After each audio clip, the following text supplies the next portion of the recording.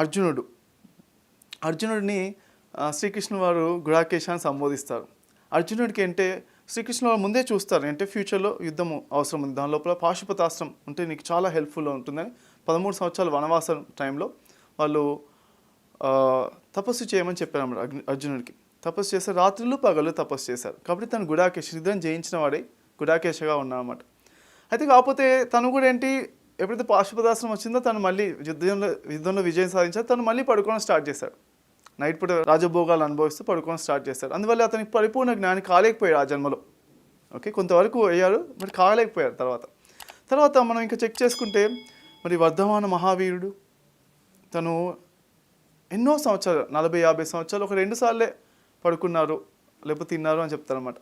అంటే తను కూడా నిద్రను జయించిన మాస్టర్.